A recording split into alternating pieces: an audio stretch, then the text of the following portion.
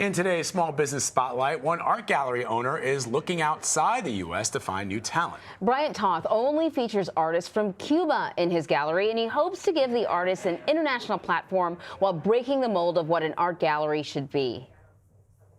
Name's Bryant Toth. This is Toth Gallery. We represent mainly Cuban-based artists. It really came organically. As a painter myself and as an avid collector, going to a culture, seeing such beautiful talent, but also realizing that certainly these artists didn't have an opportunity to show on a global scale. The influence that comes from a lot of these artists, which I find fascinating, is very truly Cuban. Because of the circumstances, because of the upbringing, because of its culture that has been the jewel of the Caribbean for so long, all of the work is so dynamic and deep.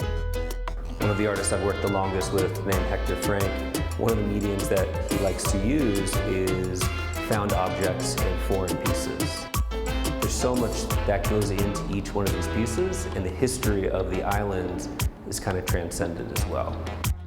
I've always said that looking at the art world, admiring the art world, and loving the gallery system, that something could change and something could be different. So I'm always wanting to evolve the business and always challenge this traditional kind of white box gallery setting. We really focus on creating it as a hospitality experience, so it's with the openings, make it more artist forward, make the experience with either live music or fresh cocktails that all kind of transcend back into the art, back into the Cuban culture, but really make it an approachable setting.